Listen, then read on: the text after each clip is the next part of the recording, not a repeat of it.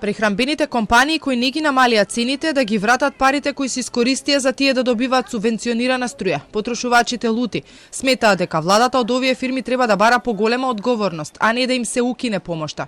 Со месеци користат субвенционирана струја за која се црпат пари од буџетот кој го полнати граѓаните, а состојбата со цените е неиздржлива и државата мора веднаш да реагира. Јас лично се изненадив кога рекоа дека ќе престанат да им даваат субвенционирана. Не треба да престанат, треба да побараат да им ги вратат парите. Тие пари што ги дале, како што даваа субвенции за фирмите, па не завршија кај работниците, се сеќавате, да им се вратат назад. Тие со месеци бараа помош за да ги намалат трошоците во работењето. Скапата електрична енергија посочуваа како еден од факторите зошто цените растат.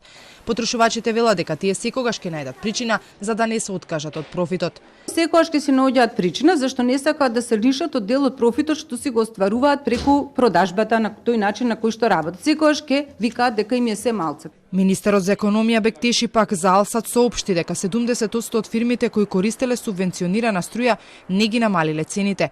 Најави парични казни и затворање на некои компании, а до владата ќе предложил укинување на мерката. Прехранбените компании од 1 декември ја користат помошта за возрат производите. Минимално ги поевтинија, но граѓаните тоа не го почувствуваа. Инаку во ЕСМ се уште нема пресметка колку пари досега се потрошени од буџетот за овие фирми да добиваат субвенционирана струја. Анализата била сложена, но тврда дека нивните служби почнале да работат на пресметките.